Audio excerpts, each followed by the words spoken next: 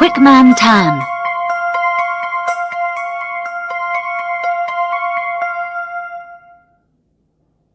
Everybody called him Quick Man Tan when he was a young man. That was a long time ago. Now, people called him by his real name, Caleb Tan. Caleb liked to talk about the old days. He talked to anybody who was interested. He told them that when he was younger, he could catch a fly in his hand. That was how quick he was.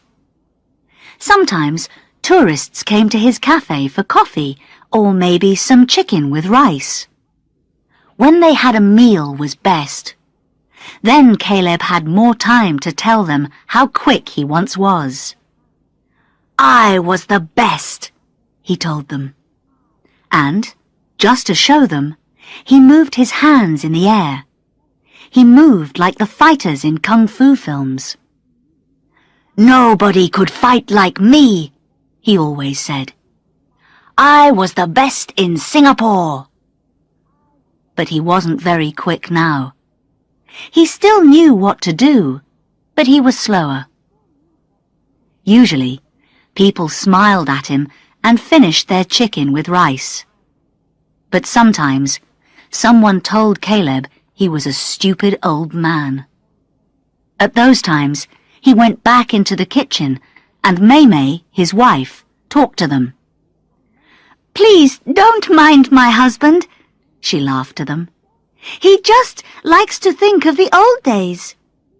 He was good when he was young, but he's old now. He forgets. She laughed, but she didn't feel happy. Caleb Tan was 70 years old. He had photographs of the Chinese lion dance all over the walls of his cafe. He was once a lion dancer himself. He danced with the best. He was the best. Everyone said so. Years ago, everybody wanted Quick Man Tan to dance the lion dance for them. It was their favorite dance, and Caleb could dance it better than anybody else. At Chinese New Year, he was everybody's favorite dancer. He danced under a big Chinese lion's head made of paper. He moved his feet in a quick and beautiful way that everybody loved. Then, after the dance, he did some fight moves. They looked like dances too. Caleb loved all the moves. But most of the fighting he did was in his head. He thought about fighting, but he didn't often fight. He really could fight with his hands and feet, but he didn't fight very often. Only once or twice. That was enough for Caleb. He preferred to dance. He didn't really like fighting people, but he did like talking about it. That was what he liked to do now. Talk about the old days. The cafe was his business, but all Caleb wanted to do was talk. As he got older, his hearing got worse and his voice got louder. Caleb talked to anybody who wanted to listen. Sometimes he talked when people didn't really want to listen. May knew that most of the things he said were not true, but Caleb believed it all. It was more real to him than his business was. To Caleb, his cafe was just a place where he could tell stories. But May knew they needed the cafe. It made them just enough money to live on. Sometimes, Caleb did a lion dance with children who were interested. He was slow, but you could see how good he once was. All the children liked to see the old man. He was something from the old days. There were not many like him around now. Chinese New Year was always a busy time for everybody. It was one of the few times of the year when the cafe could do good business. May worked more than ever at New Year. This year, she really wanted Caleb to help her. She couldn't do everything. Sometimes, people left the cafe after waiting too long for their food. All Caleb did was talk. People wanted their coffee and lunch, not his stories. For Caleb, Chinese New Year was his favorite time. He had lots of people to listen to his stories. Sometimes other lion dancers came to the cafe. Then he shouted with happiness as he told them how to dance. And, of course, how he could dance better than anybody else. "You see, my friends," called out Caleb to a table full of bored tourists, "it's all in the way you move. Like a circle, like a wheel, like this." And Caleb then turned round with his hands in front of him. His hands went right into Maymay and what she was carrying. The food was for a table full of tourists next to him. Everything fell to the floor. Maymay did her best to help the tourists, but they left. Other people left too. For once, Caleb was quiet and helped her. Maymay was unhappy. "It's not right," Maymay told her husband that night. "While you tell your stories, I do all the work. There is too much for me and Henry to do." Henry was the cook. He was also their only son. He cooked everything. He was very good, but he had a lot to do in the kitchen. He needed someone to help him. Henry dreamed of having the cafe to himself one day. He was already 40 years old and still not married. There was no wife to help. There were no grandchildren to do little jobs. There was not enough money to pay for help. Henry was a little like his father. He had his dreams. But he kept his dreams about the cafe to himself. In his head, he was always far away while he worked. But now, Henry was asleep. He couldn't hear his parents shouting. He couldn't hear Caleb tell Maymay to be quiet. He couldn't hear the hurt in his mother's voice. All Henry could hear was the sound of cooking in his dreams. The words Gong Si Fa Chai were written in red and yellow letters all over Singapore. This was Chinese for Happy New Year. Sometimes old friends of Caleb and Maymay left Hong Bao in the cafe at this time. Hong Bao are little red bags, usually with money inside. People always did this at Chinese New Year. Sometimes people left money, sometimes not, but they always left something. Poorer friends left oranges in place of money. Oranges are lucky. But Maymay was pleased when they got money. They always needed money. This year, they got a lot of oranges.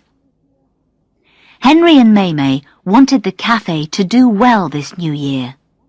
Henry worked very hard. He cooked more good food than he usually did. Lots of people came to the cafe, and Caleb couldn't talk to all of them. Maymay smiled a lot. She was busy, but she was happy. Maybe business was getting better after all. This time, Caleb did try to help. He brought coffee and food to the tables. He smiled as he worked. But then a young father with his children asked about the lion dance photographs on the walls. Caleb stopped what he was doing. He started to talk. Maymay heard him, but she couldn't stop him. She was too busy. She wanted Caleb to get back to work before he did anything stupid. It was early afternoon, and there were lots of hungry people in the cafe. It was hot, but that didn't stop the rain. The rain started all at once. It came down and down on the roof of the cafe and made a loud, heavy sound. More people came in. They wanted to get out of the rain and have something to eat or drink. Caleb was happy. He could tell his stories while people stayed out of the rain. They could enjoy a good story while they ate their lunch. Why not? He thought it was good for business. A young father and his 2 small children listened as Caleb talked, and talked, and talked. They were getting hungry. Caleb started to show them moves from the lion dance. "You turn like a wheel, see?" Caleb told them in a loud voice. His hands moved in front of him. His feet moved too. People were looking at him. Not all of them knew what he was doing. It just looked strange to them. And all the time, the heavy rain fell. By this time, the cafe was full of people, and all the tables were full. Some people were standing. They just wanted to be out of the rain. There wasn't much room for May to do her work. People were talking and enjoying themselves while the rain fell outside. Then a large young man pushed his way into the cafe. He was wearing a big jacket, and he was very wet. His right hand was under his jacket, and a bag was in his left hand. It was a travel bag, the kind tourists use to put passports and money in. The man looked afraid, and he looked around him all the time. By mistake, he pushed against a table. The man at the table was reading a magazine. "Hey, watch where you're going," said the man with the magazine in an angry voice. But the large young man brought his hand out from under his jacket. He had a dangerous-looking knife in it. He held the knife against the face of the man with the magazine. "You just shut your mouth," he shouted. "See this knife? Don't start anything." As the young man spoke, he turned around with the knife. He was talking to everybody in the cafe now. He sounded afraid. He looked dangerous. People put down their things and looked at him. They were all afraid. The cafe went quiet as the rain fell. "Yes, feet too, just like a wheel," said Caleb in a loud voice. He turned as he spoke, and his foot moved quickly up into the air. His foot hit the big man's hand, and the knife flew up into the air. "Why, you stupid old man!" the young man shouted. Caleb smiled. He remembered his old fighting moves. In a minute, the young man was on the floor. Somebody used a mobile phone to call the police. Soon they arrived and took the young man away in the rain. A few minutes later, the rain stopped. The newspapers were full of the story the next day. Quick Man Tan was once more in the news. The young man was a robber. The bag he had with him was a tourist's. That was why he ran to the cafe. He didn't want the police to find him. "But he didn't know about Quick Man Tan," said the young father in the newspaper story. "I saw it all with my 2 children. He just moved his foot in the air, and then the knife flew away. He was just like Jackie Chan in the films. The children will never forget this. He was great." There were lots of Hong Bao for Caleb and May after that. All of them had money inside. There was a lot of money this time. With the money, May found somebody to help with the cafe. Her name was Elizabeth, and she was a cook. Elizabeth and Henry worked very well together. People asked Caleb to teach the lion dance to children. So that's what he did all the time now. He got paid for it too. He didn't work at his cafe anymore. He left that to Henry and Maymay, but he was happy. Henry and Elizabeth got married a year later. The famous Quick Man Tan did the lion dance on that day. He wasn't quite so quick now, but nobody minded that. "Turn like a wheel!" he laughed while he danced with the children. "Like a wheel!"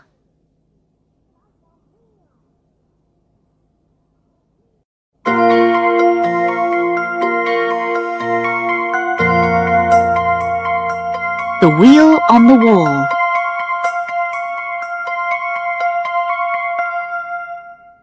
"Well, just take a look at that wheel," Earl Cooper said to Candy, his wife. "It must be much older than anything we have back home."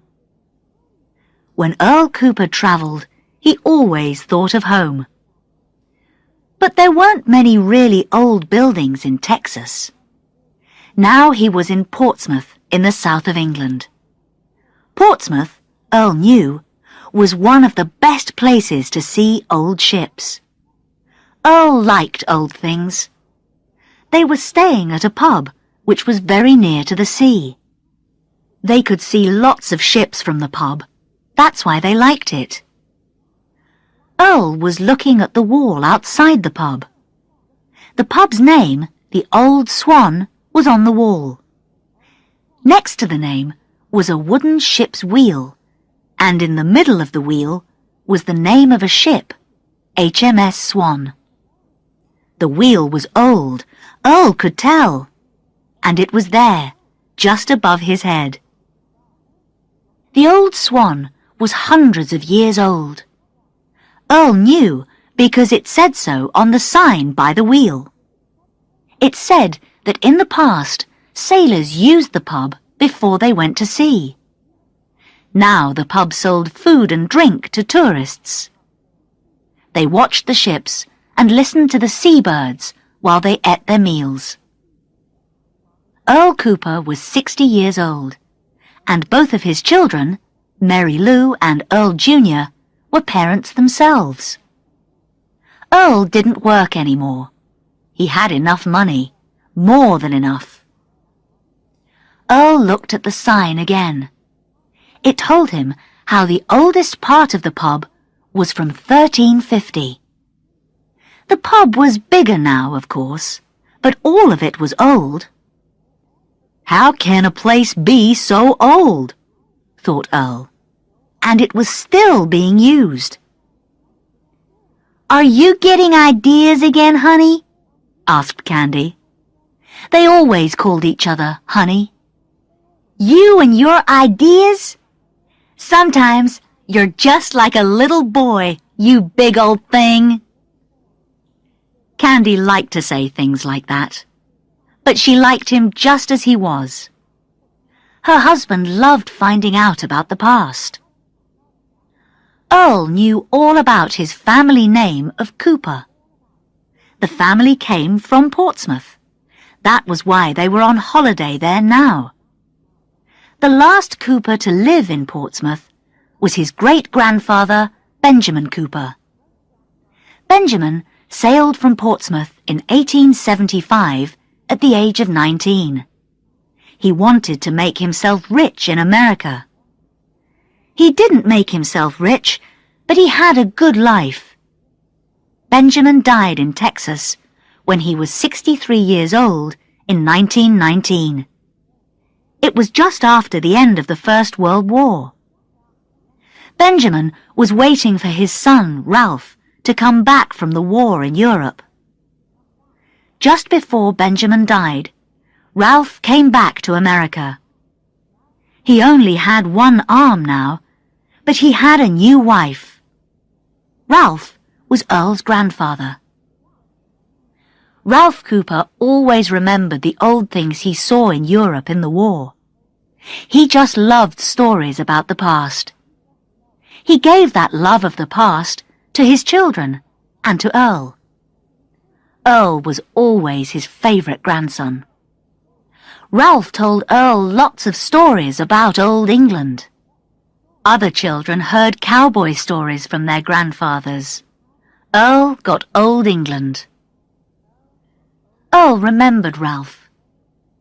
And here I am, he thought to himself, standing in front of one of the oldest buildings I've ever seen.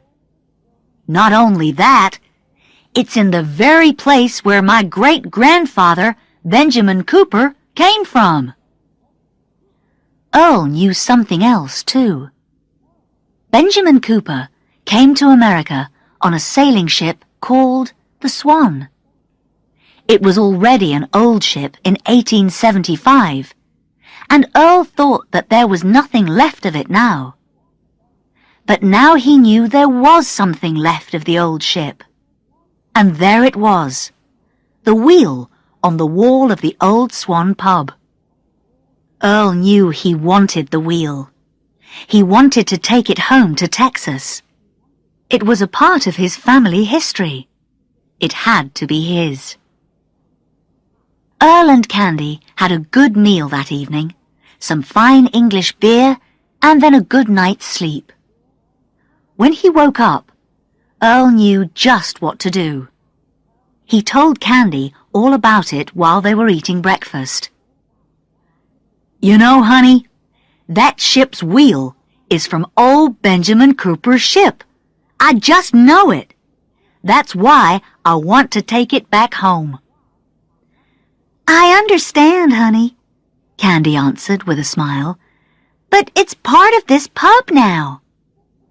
I know, said Earl with a loud laugh, but we can buy it. What do you think, Candy? Earl looked very happy, and everyone in the room heard his laugh. People were looking at him. But, honey, asked Candy, what if they don't want to sell? What if they don't want anybody else to have their ship's wheel? After all, they've had it for all these years. It could be very expensive. They don't give things like that away for nothing, you know. I've thought about that, honey, Earl replied, and I agree with you. But everything has a price, and I've got the money. Hey, they're a business, aren't they? They understand money all right. You just wait and see. After breakfast, Earl asked to see Tony Thatcher. The Old Swan was Tony's pub. Tony was a small, thin man with a big smile. He wore nice clothes and was always friendly to the people who came to his pub. With rich tourists, he was very friendly. His red Jaguar sports car was usually outside the pub. It was what they call a classic car. It was old and cost a lot of money. Tony Thatcher took Earl to his office while Candy had a coffee outside by the river. Earl said he could give Tony a lot of money for the ship's wheel. He told Tony about Benjamin Cooper and his family history.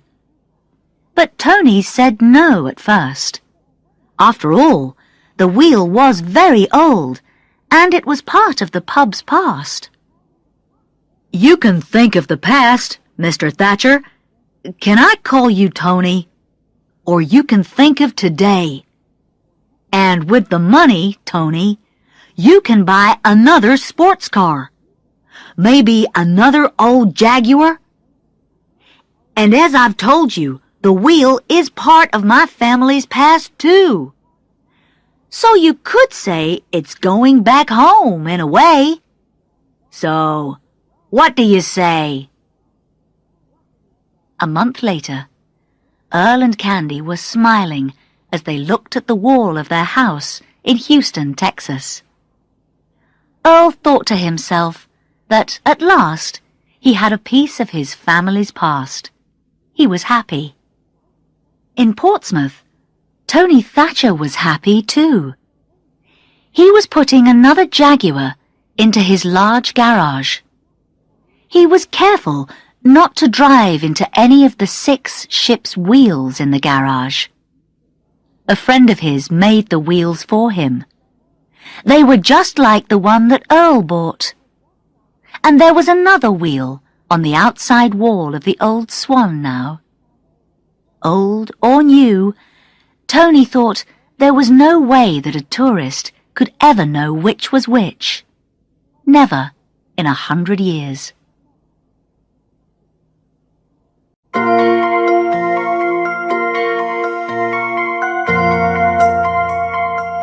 Special Clay.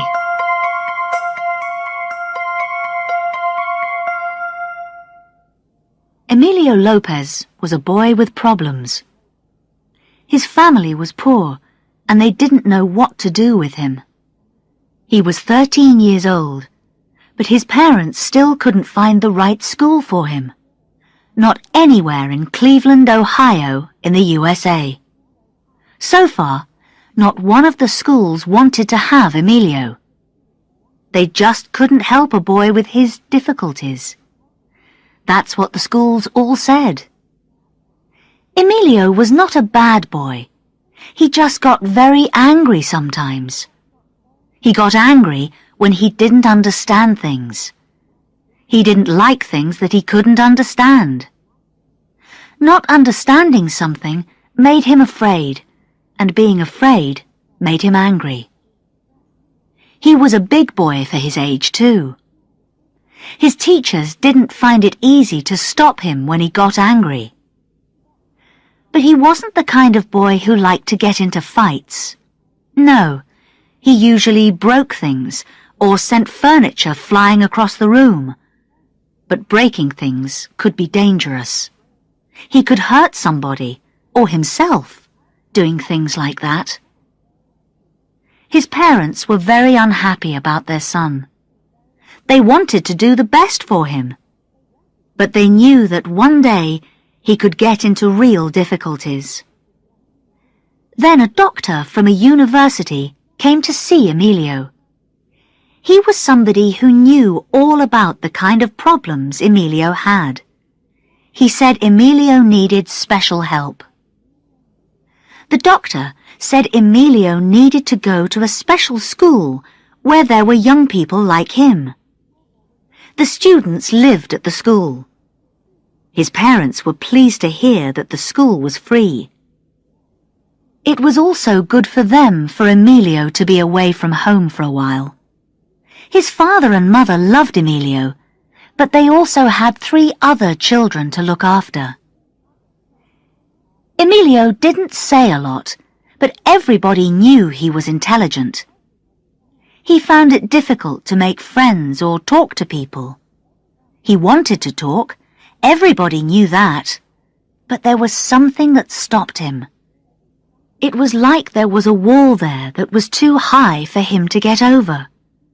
This wasn't easy for him, and sometimes not being able to say what he meant made him angry. That was the biggest problem. Then there were other times when Emilio couldn't stop talking. But the things he talked about were things few people wanted to know about. When Emilio got interested in something, he talked about nothing else. And Emilio got interested in things like car numbers, or railway trains, or the names of all the players in his favorite baseball team for the last 30 years. This made it difficult for anybody to have a real conversation with Emilio. Most people got very bored after the first half hour, and when people got bored, Emilio got angry. The special school was on the far side of Cleveland. It was a nice place, and the teachers were kind too.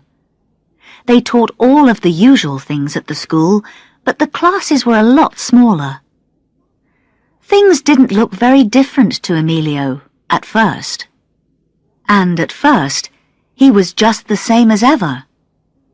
After a while, he found he liked maths and science, but his favorite class was drama. The teacher Emilio liked best was Mrs. McPhee, the drama teacher. She was small and round, and she was 63 years old. She had white hair and a big smile. Emilio was tall and thin. He had black hair and a sad look on his face. Emilio was a lot taller than Mrs. McPhee. Teacher and student couldn't be more different to look at, but they liked each other at once. Mrs. McPhee's drama classes let Emilio be himself. He could be angry if he wanted. It was okay. But that didn't happen very often now. Mrs. McPhee made everything into a game they could all play. Everybody knew what to do in her classes. Emilio liked that. He liked things he could easily understand. He also liked the games they played in the drama classes. His favourite game was one Mrs. McPhee called Special Clay. In the school pottery classes, Emilio used real clay to make things. But Mrs. McPhee's special clay was different. "Right," Mrs. McPhee told the students. "Here is some special clay. Why is it so special? I'll tell you why. It's because you can make it into anything you like.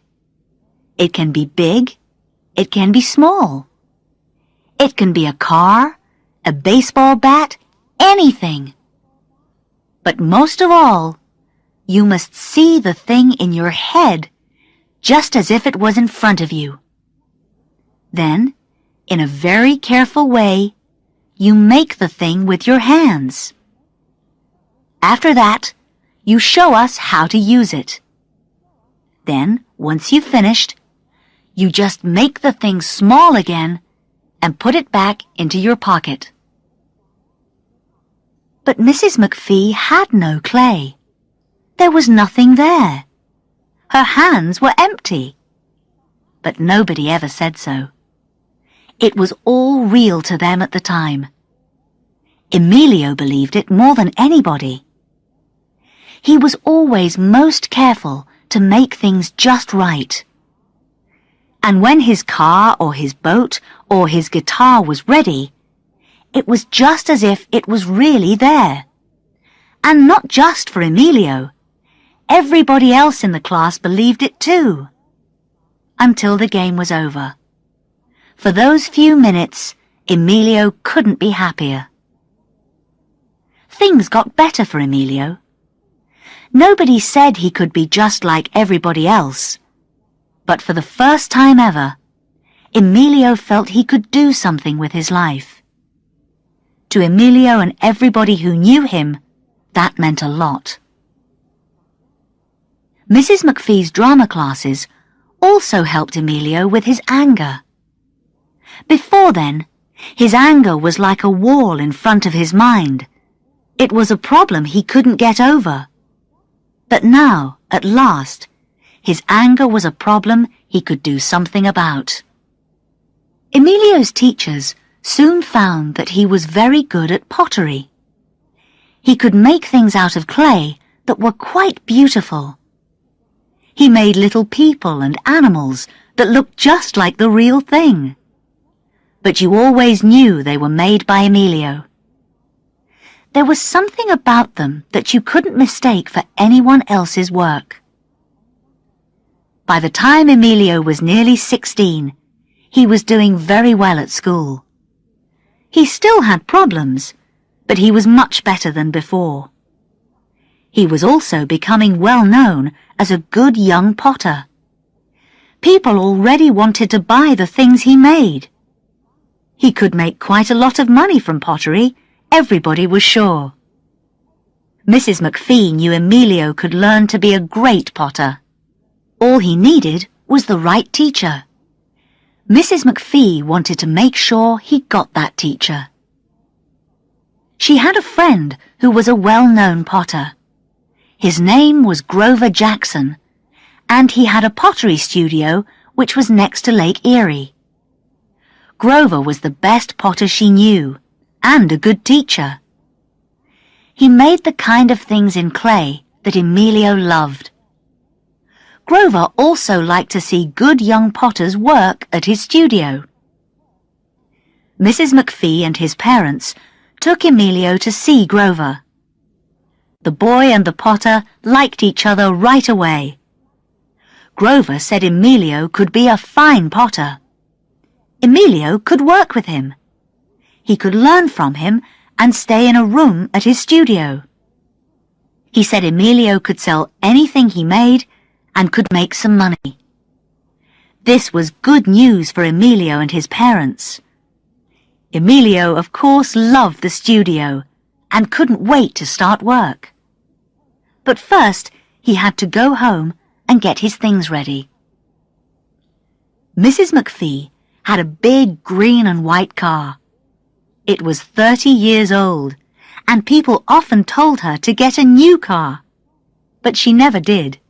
She liked old things.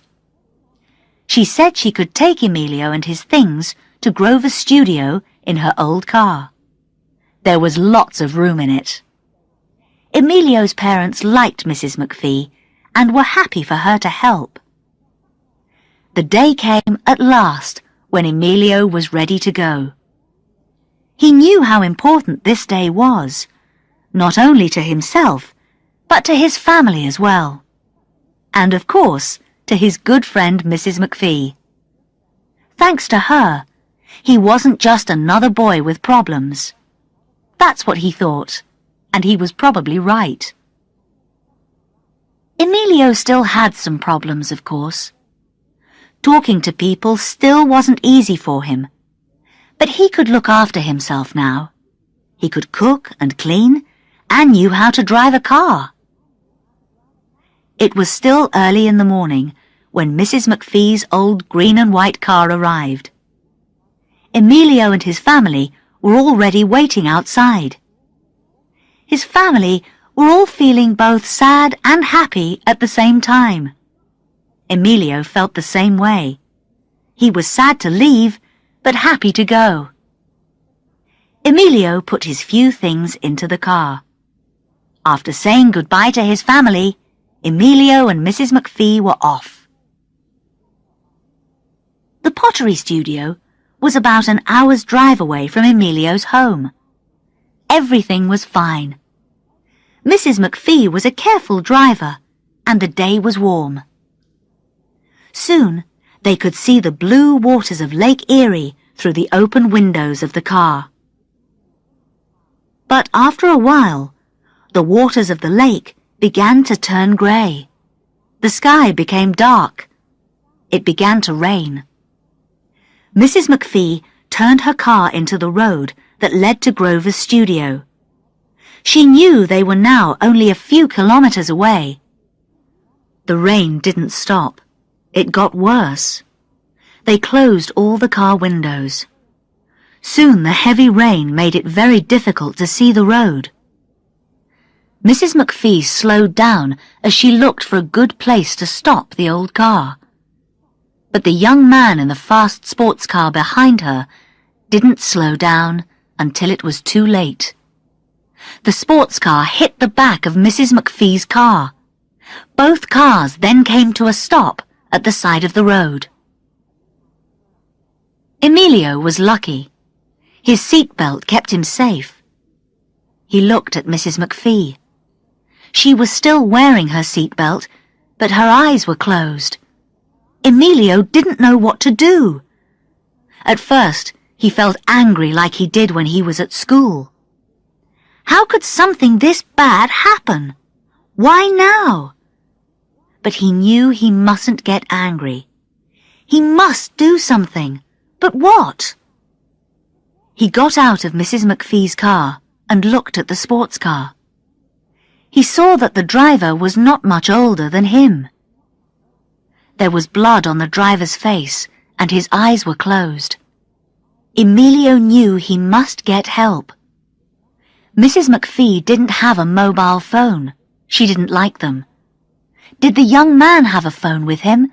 He looked. Yes! There was a phone on the floor of the sports car. But it was broken.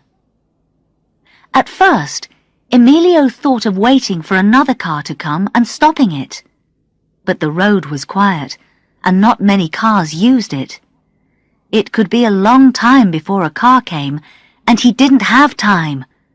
No, he must do something himself. The rain stopped. Emilio thought hard. Perhaps he could drive one of the cars. The sports car was no good, but Mrs. McPhee's car looked okay. Maybe he could take the young man and Mrs. McPhee to the pottery studio in it. Grover Jackson could get help for them then. Emilio looked carefully at Mrs. McPhee's car. One of the back tires was no good. The other tires looked okay. He didn't know how badly hurt the sports car driver and Mrs. McPhee were. He must get them to Grover's studio. But how? He needed one more wheel, but there wasn't one. He felt his anger again. Then Mrs. McPhee's voice spoke to him inside his head. You must see it in your head, just like it was in front of you. Then, in a very careful way, you make it with your hands. Of course! All his anger was gone. He knew what to do. When Grover Jackson saw young Emilio Lopez driving Mrs. McPhee's car up to the pottery studio, he knew something was wrong. He called for help right away. 15 minutes later, Grover and Emilio were talking to two policemen. Mrs. McPhee was getting into an ambulance. The young man from the sports car was all right, thanks to Emilio. The police all said that Emilio was a fine young man. Emilio was trying to tell them what happened.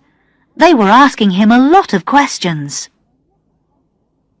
One of the policemen said that you could not drive Mrs. McPhee's car with only 3 wheels. But Grover was sure he saw 4 wheels on the car when it arrived. The policeman said, I'm sorry, sir, but there are only 3 wheels on the car. But Grover just knew he saw 4 wheels on the car. Yet, when he looked again, he saw only 3 wheels. Why was that? What happened?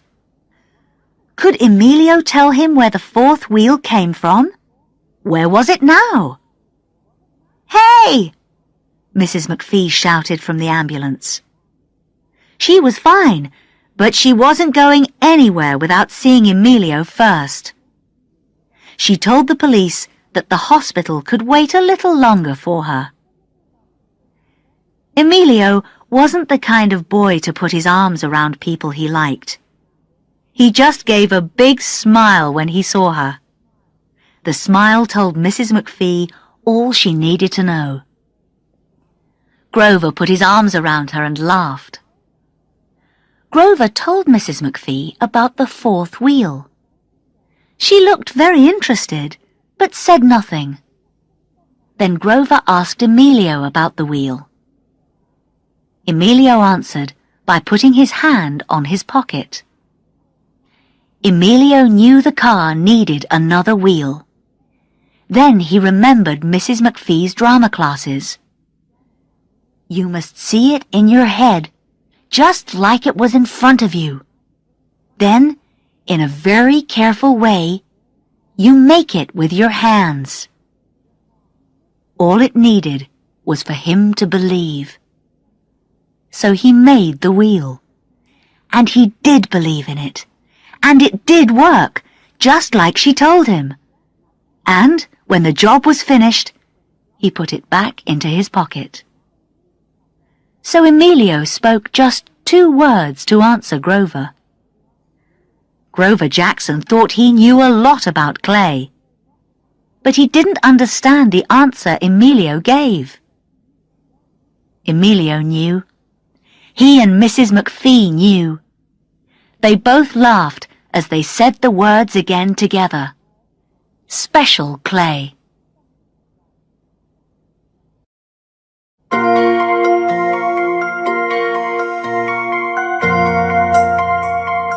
Trishaw Man.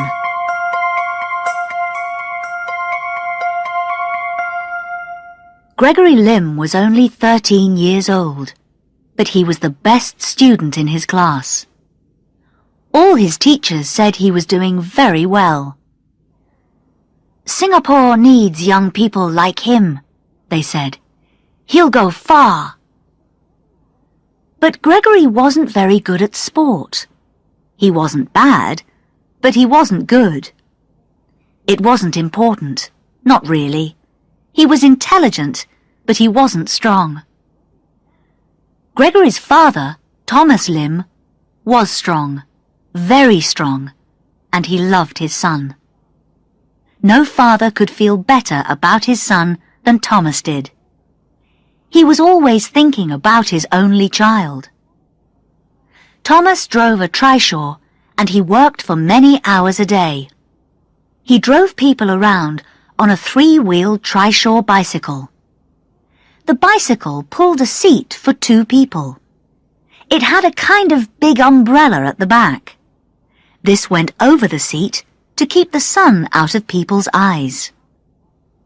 Thomas often had 2 or sometimes 3 people in his trishaw. They sat under the umbrella while he pulled them around in the hot sun. Sometimes taxi drivers got angry with him because the trishaw was slow. The taxi drivers also didn't like Thomas taking business away from them. But that didn't happen so often now. Years ago, people used trishaws a lot. But people these days usually wanted taxis because they were quicker. Trishaws were too slow for most people. Only tourists on holiday used them, and sometimes old people who liked to remember the old days. Thomas often had to work well into the night to make enough money to live on. Gregory's mother, Anita, liked to think of her son as she worked at a fish shop. Every time she cleaned a fish or put a kilo of prawns in a bag, she thought of her only child. She didn't mind all the hard work and the smell of the fish on her skin. It was all done for her son. The money from Anita's job at the fish shop helped to pay for Gregory's school things. Yes, it was a hard life for Thomas and Anita, and everything they did was for their son. Gregory was going to get a good job and look after them when they were old. Gregory went to school by bus. He hated it when other students arrived at school in taxis or cars. The rich students came in their father's new Mercedes or comfortable taxis. He was the best student, but it was the others who had money. That's how Gregory saw it.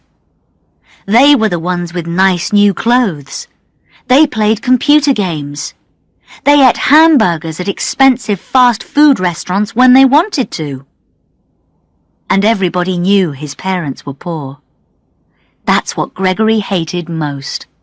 They all knew his father drove a trishaw.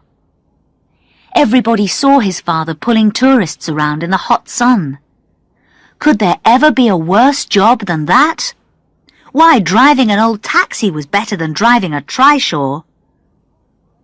Gregory wasn't the only one from a poor family. Many other students also had 2 working parents.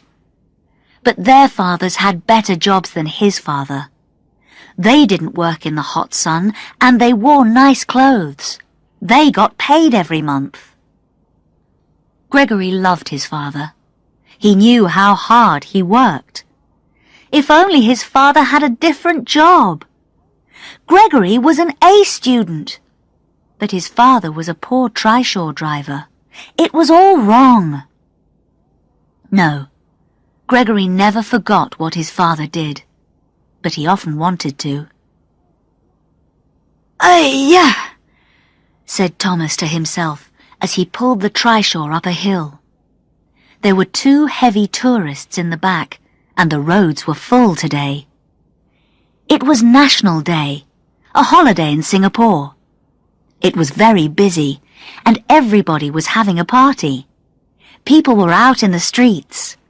The red and white colours of Singapore were everywhere. It was a good time for business for Thomas. Cars were slow on the busy roads. This was one of the few times that Thomas's trishaw could be quicker than a car. It was a good time to make money, but it was hard work. After all, he wasn't getting any younger. His two tourists wanted to see the famous Raffles Hotel. It was a favourite place for tourists.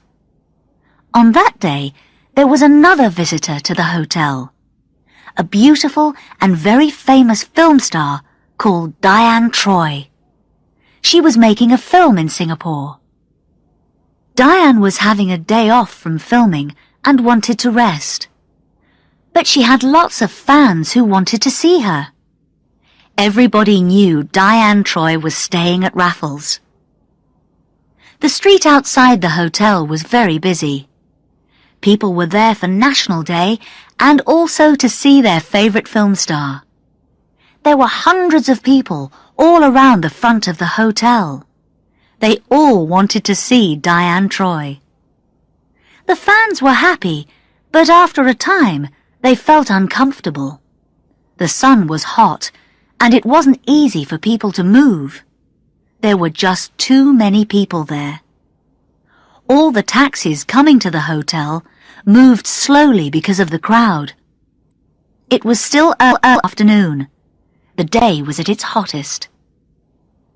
Thomas could get to the hotel quite quickly. He knew his way around Singapore better than almost anybody. He knew all the shortest ways that cars were too big to use. And it was easier for a trishaw to move through lots of people. Cars were much slower. Thomas always called out in a loud voice to let people know he was coming. The trishaw stopped outside Raffles Hotel, and the two tourists got out. They wanted to see Diane Troy too. There were cameras everywhere, and so many people. The two tourists took out their cameras, and Thomas said goodbye. He was about to go when Diane Troy came to the window. Everybody pushed to the front to get a better look. All the people were very close together. Diane Troy smiled and waved to the fans, and they shouted back. Then Thomas saw something at the front of the crowd. A woman was calling loudly for help. But why? Then he saw why. The woman was trying to stop a young girl from falling. It wasn't easy with all those people around them. The girl was about 12 years old. Both the woman and the girl looked like tourists. "My daughter!" the woman shouted. "A hornet stung her. Please help me. She needs a doctor quickly." There were shouts from the people around her. They all knew that hornets in Singapore are very dangerous. Hornets can kill children or old people. Everybody is afraid when they see the big black and yellow insects. But the nearest hospital was far away. The woman couldn't walk through the streets carrying the sick child. Certainly not when the streets were as busy as this. A taxi was too slow in these crowds. But Thomas knew what to do. Gregory Lim felt very pleased. He was looking at a page from the Straits Times, Singapore's biggest newspaper. Lots of students were looking at it. The page was up on the school wall. Tourist stung by hornet. Film star says thank you to trishaw driver. Thomas Lim, a Singapore trishaw driver, took a very sick Australian girl to hospital yesterday. A hornet stung the girl, 12-year-old Tracy Kinsella from Melbourne, on the arm outside Raffles Hotel. "I was so afraid for Tracy," her mother, Mrs. Lauren Kinsella, said. "Insect stings make her very ill. She had to see a doctor at once."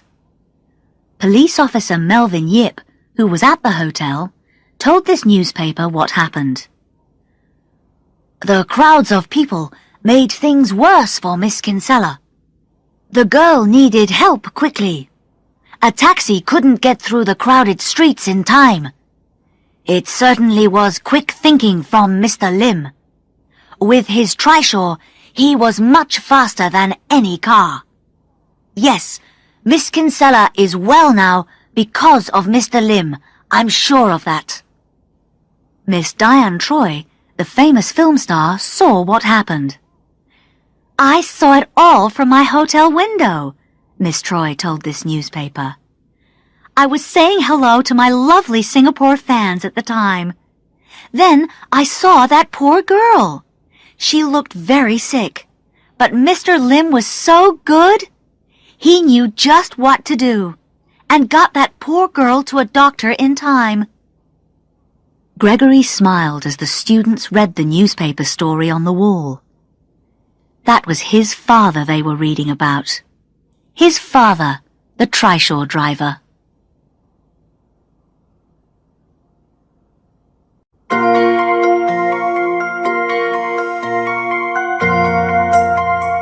Beautiful thing.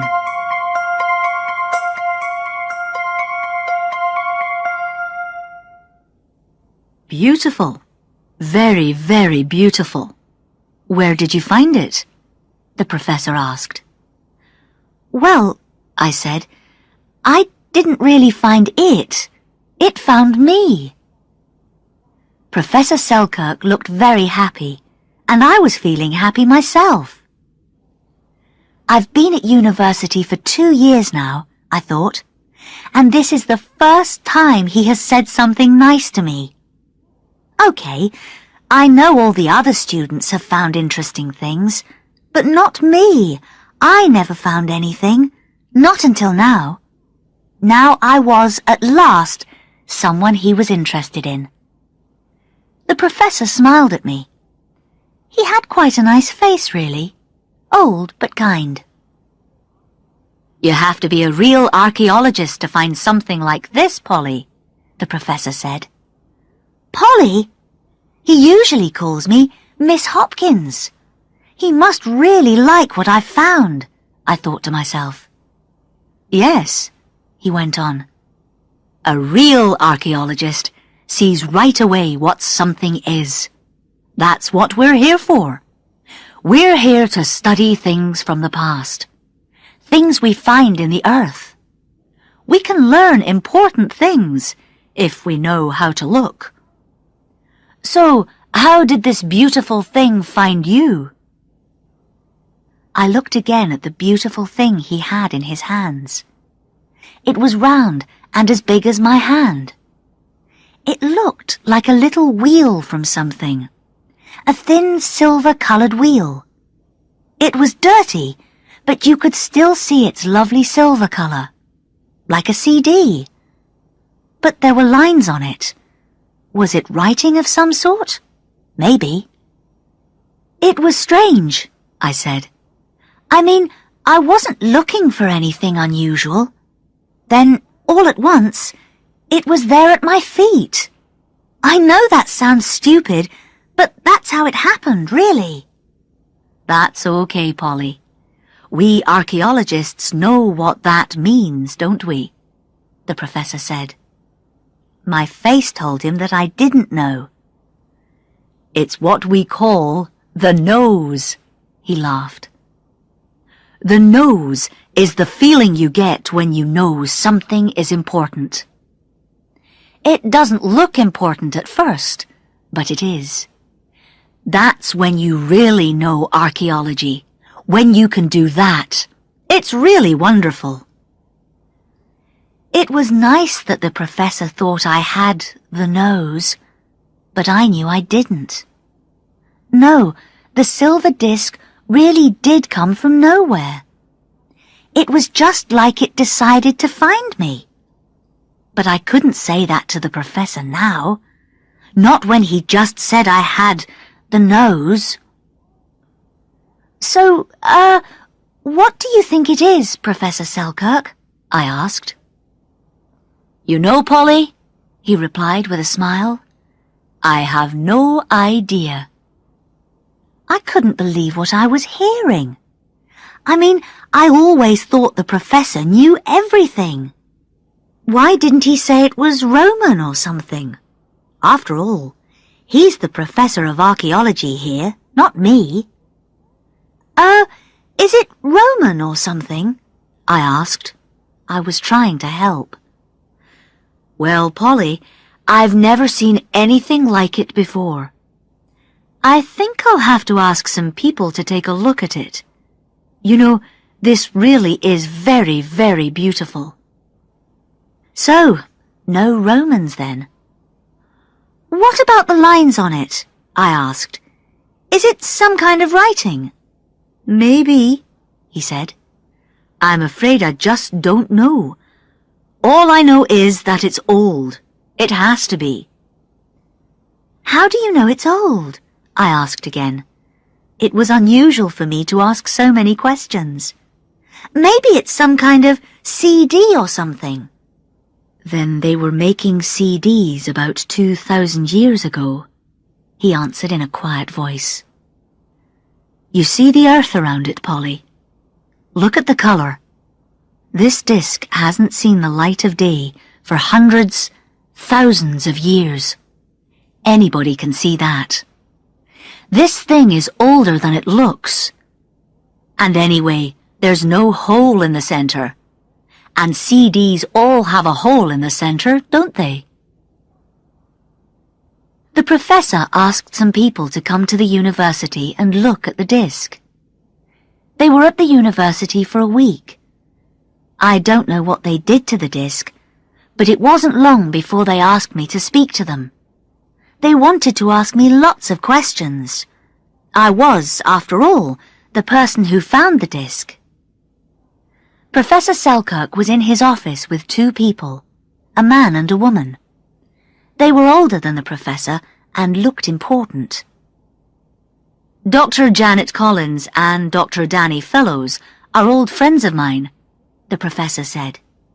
They know more about the archaeology of early Britain than anybody in the world. They want to ask you a few questions, Polly. Is that okay? They asked questions all right. They asked questions all afternoon. And not only about the disc. 3 hours of questioning later, they knew more about me than I did. They were very nice about it, and they never made me feel uncomfortable. But by the time they finished, my life was like an open book to them. Were they really just archaeologists? Do you mind if we take some DNA from the inside of your mouth? Asked Dr. Collins in a friendly voice. It won't hurt. DNA? It's everywhere in our bodies. It's what makes each of us different. They can find DNA in just one hair, and everybody has different DNA. Of course not, I said. I was sure there were things that they weren't telling me. Still, I did as they asked. Why not? It's okay, Polly, said Professor Selkirk. They asked for my DNA too. They want DNA from all the people who have had the disc in their hands. So where is the disc? I asked. I'd like to see it again. Oh, you will, Polly, said the professor. But we want to look at it for a little longer first. How long? Just a day or two. No time at all, Dr. Fellows replied with a smile. Then we'll talk again. I just couldn't sleep. All I could do was think about the disc. What was it? Why did it mean so much to me? I knew it was unusual for a student to find something important. But there was more to it than that. I knew that, in some way, the disc wanted me, like it was calling out to me. I know it sounds stupid. After all, how can something thousands of years old speak to you? I didn't do much studying. I tried, but I couldn't do it. All I thought about was the disc, about how beautiful and strange it was. I didn't really think it was Roman. I didn't think that anybody knew anything about it. That's why the professor's friends asked me so many questions, because they didn't know much themselves. I was sure of that. 3 days later, I was having breakfast in the university cafe as usual. It was only 8:30 in the morning. There were still 30 minutes to go before my first class. It was about Roman buildings.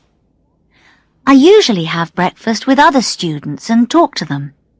Today, I chose to eat alone and read a book about the Romans. I was just getting to one of the more interesting bits when there was a hand on my shoulder. At first, I thought it was one of my friends. "Sorry, can't talk, I'm reading," I said, not looking up from my book.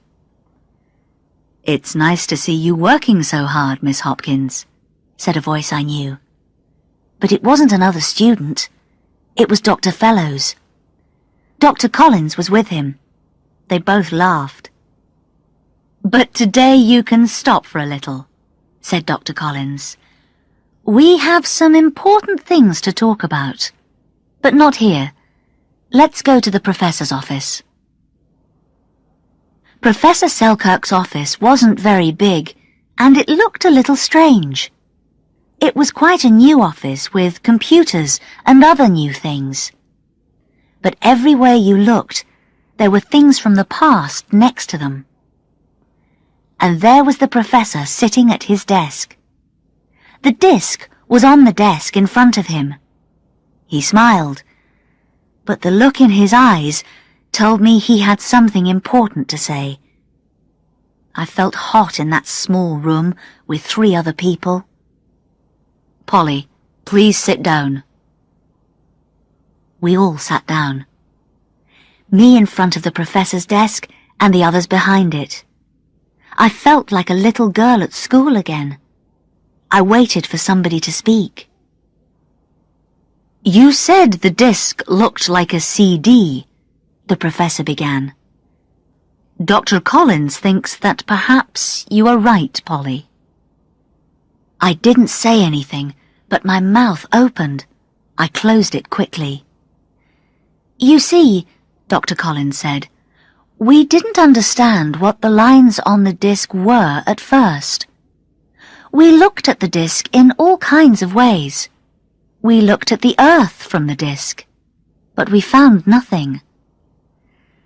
Then last night, the disc was on a desk next to a computer," said Dr. Fellows. "When we turned the computer on, something very strange happened. The lines on the disc changed. We all saw it.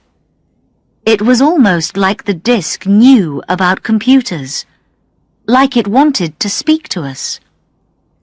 "So, what did the disc say?" I asked. "See for yourself," replied the professor. He gave me the disc, and I looked at it carefully. The lines were now a picture of something. I knew what it was. I remembered it from school.